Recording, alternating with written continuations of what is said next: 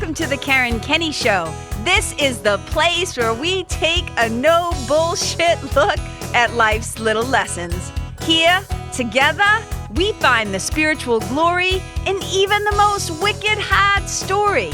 This is a journey from fear back to love and how we can find our greatest strength and happiness in some of the most unlikely places.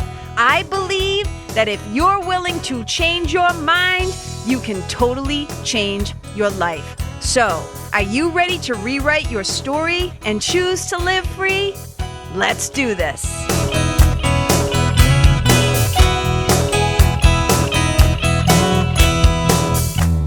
Guys, welcome to episode 87.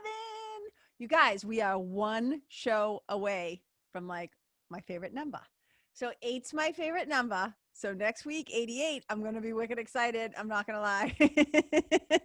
And we're back, KK. Stay in the present moment. All right, here we are, episode 87. Here's what I want to talk to you guys about today. I want to talk a little bit about the difference between criticism and feedback. So this is criticism versus feedback. And it's actually really important that we distinguish between the two. Let me tell you why. So here's what's happening. I always like to tell you guys what I'm going to talk about and then give you a little story. So right now I am currently in a writing workshop and I'm loving it. It was supposed to originally be in person, but now it's online, which is cool. But like, dude, I spend my life like looking at a fucking Zoom screen. So I've kind of had it. My ass is getting numb. Actually, I got to adjust. I've been sitting all day. I just got out of it's a coaching week. Plus I'm in this writing workshop. So I've been doing a lot of screen time right now. So I'm in this writing workshop, and I'm also, for those of you who don't know, I am a certified Gateless writing instructor and facilitator, which is a story for another day. However, the key piece that you need to know is that as a Gateless instructor, as a instructor of the Gateless methodology, and also all this stuff that I did, all these teachers that I worked with prior to becoming a certified Gateless writing instructor or teacher, all the teachers that I had kind of gone to work with, holy Jesus, Toby pajamas, all the people I had gone to work with were teachers that were really about allowing you to not get separated from your creativity, meaning like they gave feedback and stuff like that was really heart-based, love-based, talking about, which is also what like the heartbeat of Gateless writing too, is that it's all like centered on positive feedback, loving feedback, where we focus on what's working, where the strength lies, what's really hot, what pulled us in, what we loved, like all this stuff. Sorry, I'm trying to get Toby off the desk. So I'm in this writing workshop right now currently, and I hear that we are going to have days where we're going to be critiqued. We're going to workshop some pieces, and there's going to be like critiques. As soon as I hear the work is going to be critiqued, right, all the alarm bells start going off in my body, like, oh my God, because I've been in enough regular writing workshops, retreats, different things like that, where there's always people, I always say like, oh, and please, I hope you guys hear this the way that I mean it. I'm being humorous, but I'm like, why do I want to take this thing that is so tender and so precious and in the beginning stages and throw it before a bunch of knuckleheads? Like, why do I want a bunch of people coming in to quote unquote critique? And we're going to dive a little bit deeper into what I mean by this, and critique this work that is fresh from my bones, right? Like it's moved from my head to my heart, and now it's coming out through my hands. And I'm going to like place my life, especially as a memoirist where we write like nonfiction, we write true stories. I share stories about my life. I'm going to place my life in front of people so that there can be a dick in the room, some douchebag who's going to try to be the smartest one in the room and like critique and tear apart my piece. So not really soothing. Thank God the workshop that I'm currently in is led by an incredible human being. If you guys listened to my episode with my writing mentor, Andre Debus III, you saw what an amazing human being he is and what an incredible teacher he is. So I'm lucky enough to be in a workshop where the guy at the helm, the guy who is steering the ship, is not only wicked smart, he's also compassionate, and he knows how to create and hold safe space. So I'm not really afraid of the critiquing, but whenever I hear that word critique, it makes me think of criticism. And I once heard something that I thought was so fascinating, and I'm actually still working out how I feel about this this statement. But so here's something else to kind of reflect on. They say, this is, I don't know who first said it. I've heard it a bunch of times by different people, but they said, praise in public, critique in private. Praise in public, but critique in private. And I have mixed feelings about this for several reasons. Number one, I understand why it makes sense to say that. I think this day and age where everybody thinks that they have something to say and everybody's got an opinion and everybody's got a free platform like Facebook or Instagram or Snapchat or TikTok. Everybody's got creative license, right? Here in America, we have freedom of speech. So everybody just thinks that they can say whatever they want to say. So, you know, there's this old saying that says, your words should pass through 3 gates before you write them or speak them or share them, right? Your words should pass through 3 gates. You should ask yourself, is it true? Is it kind? Is it necessary? I find that a lot of people post and say a bunch of shit that isn't actually necessary. We're also seeing a lot of stuff that may not necessarily be true. And here's the tricky thing about truth. Truth is a little bit different. There's facts, and then there's emotional truth. And people, that's why you'll hear people say, I'm just sharing my truth, which is way different than the truth, right? And there's somebody saying, well, this is my truth, this is my experience, is really different than quote unquote, the truth. Because there's really only one divine thing that understands what the whole truth is. The real deal shebang, right? Like this is the truth. I think a lot of us just have different perceptions and perspectives and points of view. And that's where we're usually talking about. When people are talking about the truth, right? When they say their truth, a lot of people mistake that for the truth, the gospel truth, right? Which isn't necessarily the case. So I definitely believe in praising in public. I am a huge fan of the public shout out. I am a huge fan of building people up, of cheerleading people. I am like a professional cheerleader. I am all for praising and rejoicing and celebrating and shouting out and building each other up. Like I said, it's like one of my favorite things to do. I do think sometimes critiquing in private is important. So for example, there was a case one time when somebody, like I could give you 1,000 examples. Let me just try to pull one from the memory bank. So, all right, there's a case one time where somebody who is known as a social media expert or whatever, right? Like that's their business. That's how they help clients and people is with their social media.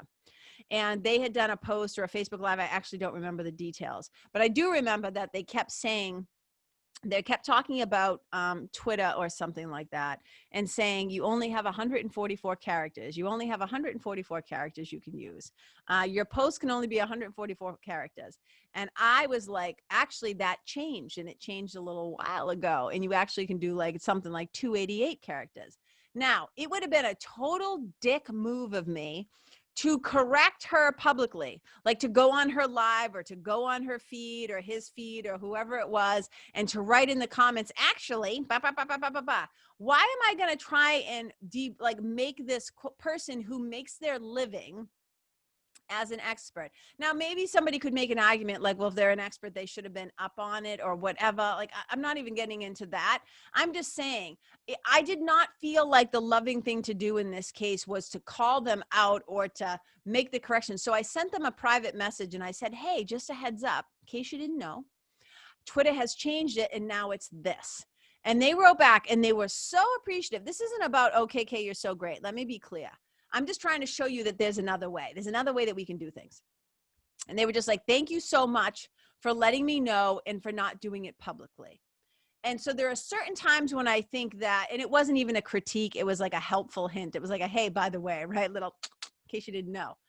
But I do think that if we are to adopt the whole critique in private, I think in personal relationships, maybe, of course. But when I'm talking about things on a larger scale, like when we're seeing shit in the world that is not cool, if we only like secretly write letters, behind the scenes, we do sometimes have to voice our disagreement. Let's call it that. We do have to voice our maybe criticism of the government or a particular organization or an old system or whatever. So I don't 100% agree. I think when we're dealing one-to-one with human beings, what's the kindest thing that I can do here? What's the most loving thing that I can do? And let me say sometimes that the most loving thing to do or the right thing to do is not always the easiest thing to do, because we know sometimes that having to say something is going to be a little uncomfy and maybe get awkward and somebody's feelings might get hurt. So let me circle back, though, to the heartbeat of what I'm talking about tonight, which is criticism versus feedback. Here's what I see as different. I am always open, right? So I'm not talking about like people coming in and trying to critique and trying to be smart and trying to make you look stupid and all that stuff. I'm not into that at all. Here's the difference. Here's why I do actually love feedback, though. To me, when somebody wants to give feedback, and here's the caveat. I know sometimes people love to give feedback in a I would say that's suspicious. Like sometimes I'm like, oh, that was actually criticism disguised as quote unquote feedback. So whenever people are like, because it became very popular. I don't know if you guys remember this. It's a little bit of a trend where it's like, are you open to some feedback? Which basically means they're about to fucking like they're about to be really passive aggressive right now. So if I sniff a whiff of somebody is trying to come for me, but they're masking it as feedback, like as finally an open door to dump all their shit on me of why they don't like me or why they think I'm this and this and this. Like I won't play that game, but I am open to feedback from people who, and this is the other thing, you got to be wicked picky about who you swing open the door of feedback to. I am definitely interested in hearing feedback from people who love me, who respect me, who will talk to me, who aren't afraid to say hard or difficult things to me, but they will say it. I know, let me say it like this. I know their intention is to love me, to help me, to make me better, to help me to grow. That's if I'm receiving feedback. When I give feedback, I'm doing it. When I am giving feedback, I try not to give feedback unless somebody asks me. That was a really big growing curve, a learning curve, right? To not just because I have an opinion doesn't mean I have to fucking share it, right? Just because I have a thought about something doesn't mean the whole world needs to know, right? I have 1,000 useless thoughts a day. I have 1,000 thoughts that go through my mind and I'm like, that's a crazy thought. Don't say that one out loud, KK, right? So I've learned to now say things like, my friend Scott Reinhardt and I were talking about this. If somebody is talking to me and going on about a problem or a situation, I now have learned to say, do you want me to just listen? Or did you want my feedback? Did you want any, advice or my thoughts? I try not to. I am not always successful. Lord have mercy. Amen. Hallelujah. I try. I try not to just like verbally like assault people. But I do try to pause now and ask, like, would you like some feedback around that? Or you just want me to listen? Because I can listen. I'm actually a wicked good listener. And I'm always trying to build the muscle of not interrupting, because sometimes I get really excited when I'm talking to people. And I'm a very enthusiastic listener. So that's a muscle I'm always growing too as well, about becoming a better listener. But here's the difference. I love getting feedback from people who I know have my best interest at heart. I'm not interested in hearing your opinion if I know you're coming for me. If you just want to use me as a punching bag, if you just want to be like mean about it. And I've often said to people, I can hear almost anything. But a lot of it has to do with the way that you say it to me. Because I can feel the difference between when somebody wants to help me grow versus they want to like punch me in the mouth with their words, right? So here's how I always say, I think of it like this. I think of feedback is ideas and suggestions to build you up. Ideas and suggestions that aid in your growth, that help to build you up. And so here's what I'm going to encourage people before you offer your feedback, these are the kinds of questions you should ask yourself about your feedback, right? Is this going to be helpful to them? And is it love-based? Is it some place where I'm like, oh, they're about to have a breakthrough, and if they just tweak this, or if they just did this, this might be really helpful to them, whatever. So is whatever you're about to say or do, the feedback you're about to give, is it going to be helpful for them, and is it going to be love-based? Another thing you want to ask yourself is, what can they actually do with this? This thing I'm about to say to them, like, what can they actually do with this thing? Are they going to be able to take it to make something or themselves better? Are they going to be able to take action in some way? Is this feedback thing I'm about to say to them going to be something that's going to make them more curious or help them to dive more deeper into the mystery of the thing? Is it going to help them to foster growth or take action? Like, can they implement what I'm about to say to them? Remember, is it helpful? Is it love-based? What's the point of it? Will they be able to actually do something about what I'm sharing with them? Okay, that to me is like good feedback. Here's the difference with like a critique, which is AKA like the cousin of criticism, right? The same thing. So the difference between criticism versus feedback, which I just shared, is a critique or criticism is more kind of like, yeah, this sucks. Not only does this suck, you suck, right? This sucks, you suck, this blows, you blow. If I'm somebody on the receiving end of that, I'm just kind of like, ouchie, like, ow, like, oh, I don't know if I like that, right? Like, that just feels really fucking personal, like you're attacking me, you know what I mean? So that's not really that soothing. But people will come at you with their opinions, their preferences, their point of view. They're coming at you. But I understand that they're not actually trying to help me. These aren't actual like suggestions or like next steps. There's no compassion here. There's an ulterior motive, perhaps, right? So it's kind of like, it's more like an attack. It's like a disguised attack. And it's an attack that is kind of designed to tear you down. And it's sometimes done out of like ego, competition, envy, jealousy, fear, anger, like some unresolved issue, like whatever the thing is. And I think we can definitely feel the difference between when somebody is giving us feedback, whether it's on a product, a project, a promotion, like before you get a promotion, you have your employee review, right? Really skilled like feedback is. They know how to like lead with, this is what we're loving from you. This is what we're seeing. This is what lights us up about your work. We think that you handled this amazingly, da-da-da-da-da-da-da-da-da-da-da.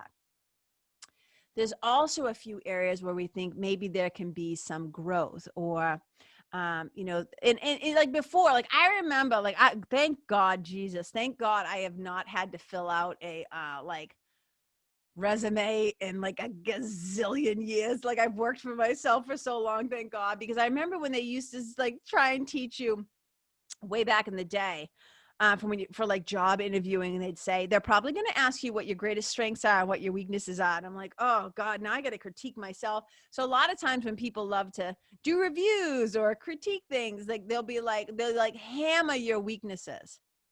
And I believe we can get a lot more done by focusing on what's going well. I feel the same about dog training. I mean, I grew up in the 60s, I was born in 68. So like in the 70s and the 80s, like I used to see a lot of people like your dog would like make a mess. They'd poop or pee in the house and people would come home and like shove the dog's nose in it, hit him with a paint, like whatever. And I would just be like, dude, that's not helpful to them. They don't even know why you're doing that. And not only that, it's animal abuse and it's mean. So fucking knock it off. Right. And I'd be like, that is not helpful in any way.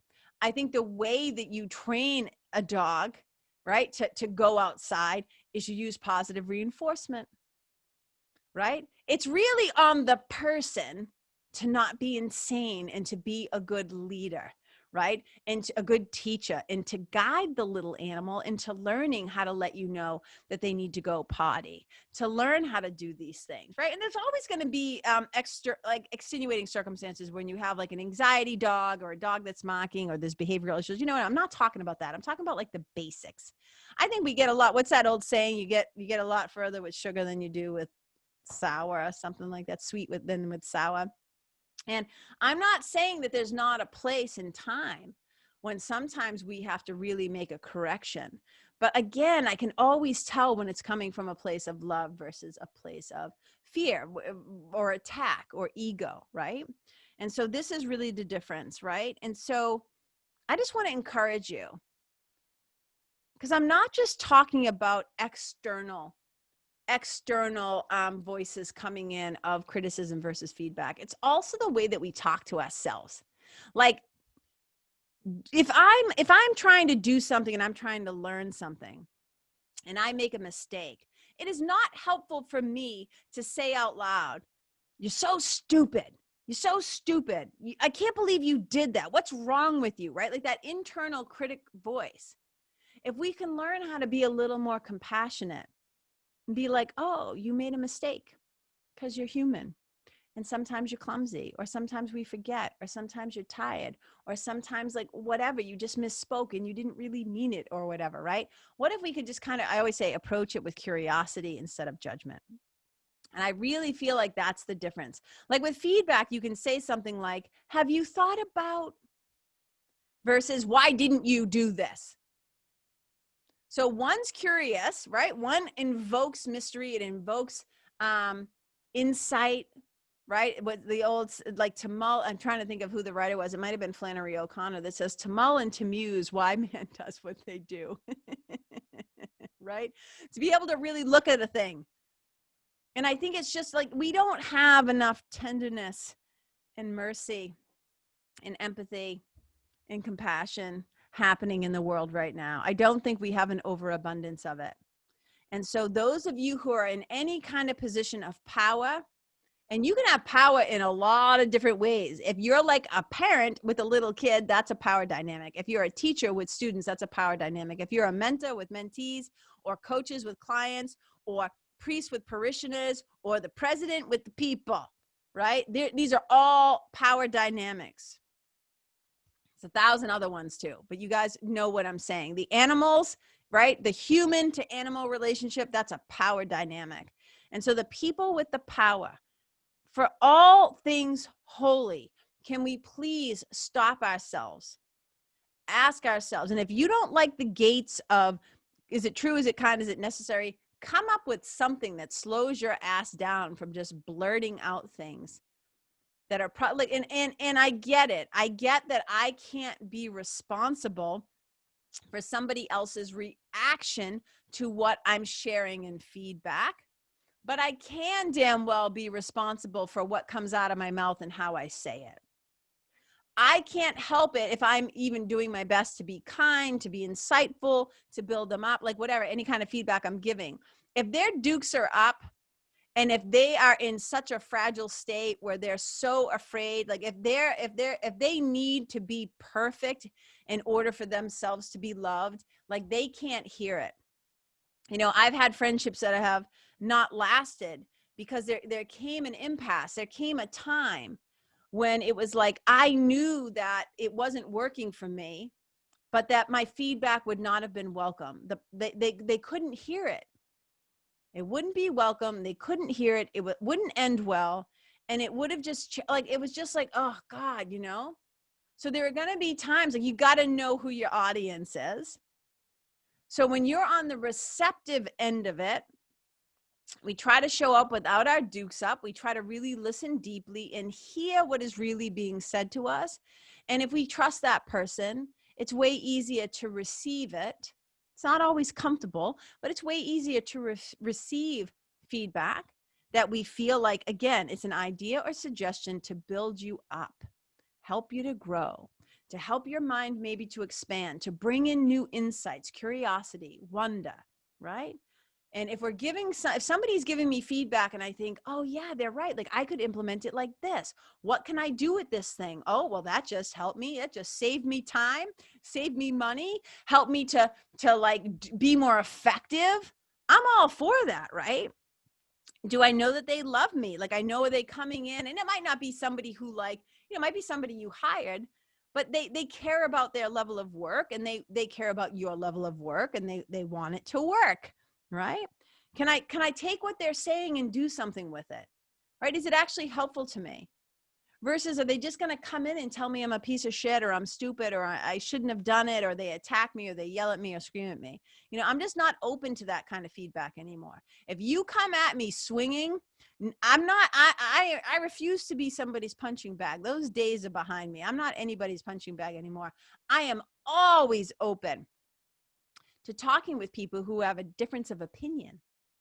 I don't need you to agree with me.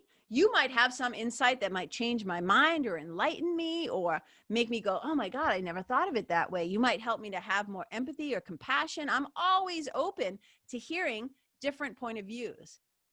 What I'm not interested in doing is taking feedback, quote unquote feedback disguised as criticism, for you to attack me. Because you don't know how to express yourself in a way that's actually helpful. So we got to be really clear on our motives, right? When we're the ones doing it. So we got to know, why am I saying this? Is it going to be helpful? Is it going to focus a light on what they're doing well? Do I know how to build this person up? And do I know actually who I'm talking to? Because sometimes you can say something to somebody, and like I said, we can't always be responsible. We're not responsible for how people take what we say. We are responsible for how we deliver it. So the delivery system, you got to own that piece of it. That part of it is like on you. But we don't know somebody's whole history. We don't know like trigger words that maybe somebody in their past used to say to them, like whatever. But all we can do, we all have the capacity to be kind. That I know. Unless you are a total sociopath who doesn't, your wires are not wired, right? The synapses for kindness, compassion, empathy. Toby, you agree with me, right, buddy? Toby pajamas. So I'm just saying, I think right now, because by the time you guys hear this episode, we probably have gotten the election results, and shit can get really weird. So what I'm hoping for all of us is that we learn to communicate. I might do a whole thing on communicate. In fact, I will. I'm going to do maybe I'll do a whole thing on kind of like I call it conscious communication. There's a 1,000 different words for it. Toby. So I just want us to think about this, because I think nowadays with social media, with platforms, with all 1,000 ways that we can get up in each other's business, I think it's really important that if we're gonna open our mouths, like we got to ask ourselves, okay, why? First of all, why am I saying this thing? Is it going to be loving towards my brother and sister? Is it designed to build and support and expand, or is what I'm about to say going to make them contract? And we got to own our part of it. And I would really love to see a more kind world, right? A more kind world. And I would also love to hear your thoughts, you guys, about that saying, praise in public, critique in private. I think there are going to be times when we have to raise a flag in public, and we have to say, this shit isn't right. This isn't working. This is wrong. I am definitely a person who believes in speaking up, but I don't believe in speaking up out of meanness and out of revenge and just trying to belittle people or shame people, or, I think we got to use our words wisely. Use your words wisely, and try to be on the side of love. Try to be on the side of love. So that's what I got for you guys today. This just really popped into my head, especially because I'm fresh out of a class where we just got done workshopping two people's pieces. I said I'm only, and I said before I even shared what I had to say about the people who were getting, quote unquote critique today, or workshop today, as they call it. Workshop is another way of saying like about to give some feedback, which can lead to criticism if you don't have a good teacher manning the ship. But like I said, we have an excellent teacher. But I said, I'm really only interested in talking about like what's really working here. And I'm willing sometimes to share something like, well, I was curious about this, but like I'm not interested I'm never interested, especially when somebody is being brave enough and vulnerable enough to share their artistic work with me. That I never want to separate them from their relationship with their creativity, because I have had times when I've been in a workshop and I got feedback and it took me out at the knees. And I didn't realize how tender it was until after everybody's opinions came in. And then I got confused, and then I lost sight of my own work. And I didn't know how to make my way back to it in a way where I felt confident, like, oh yeah, this is my story to tell, and to tell it this way. And I think you always have to consider the source of where it's coming from. And there are certain people in my life, I'm like, yeah, I don't give two, like, whatever. Like, there are certain people I'm like, yeah, whatever. You say whatever you want. And there's a very small number of people where if they're talking to me and trying to reflect something back to me, I will take it to heart, because I trust them and I respect them and I know they have good intentions. Yeah, so if a lot of people are trying to give you feedback, you got to choose what you're going to let in, what you're going to receive. But if somebody loves you, even if they're saying something difficult, I think it's worth listening to, because if it's intended to help you to grow and to build you up in the long run.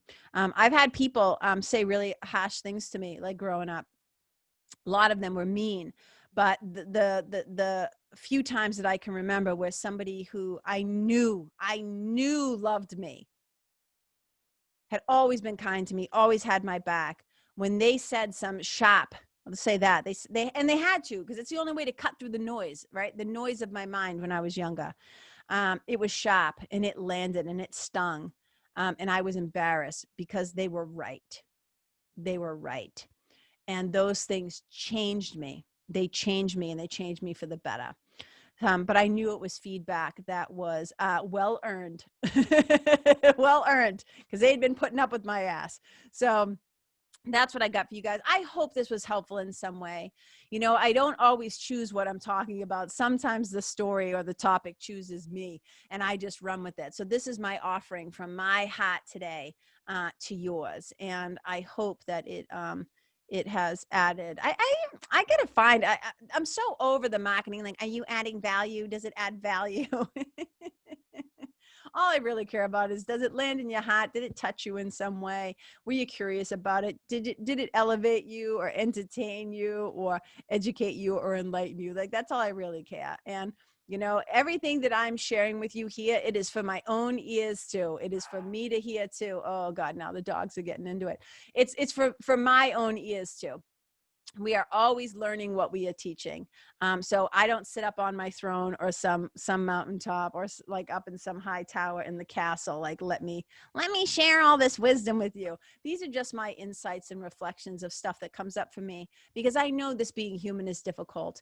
And I know part of relationships is communication and conversations. And sometimes we have to reflect things back to each other. But I think there's a way to do it where it's actually way like wicked, wicked helpful versus wicked harmful.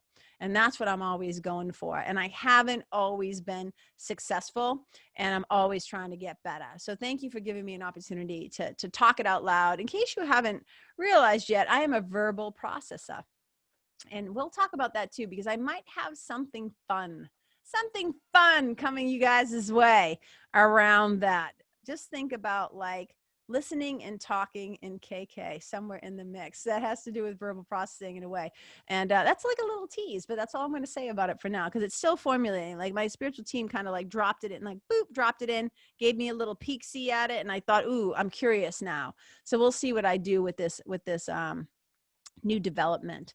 And speaking of spiritual teams, if you are a listener and you want to find out more about your own spiritual team, I have this amazing new little PDF downloadable guide. It's a free guide for aligning with the divine and meeting your spiritual team, and then how they can help you. And it explains it all in my little sheet.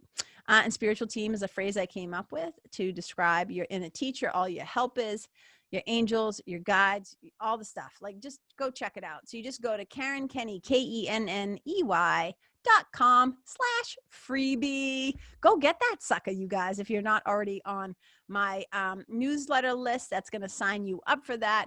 And you're going to get that and get a couple of other little winky little surprises. So that's it, you guys. I love you. I see you. I feel you. It's going to be interesting to see by the time this airs where we are in the world and what kind of shit's going on and what kind of good stuff hopefully is also going on. What kind of healing is happening? What kind of healing is happening? All right. I see you. I celebrate you. I love you.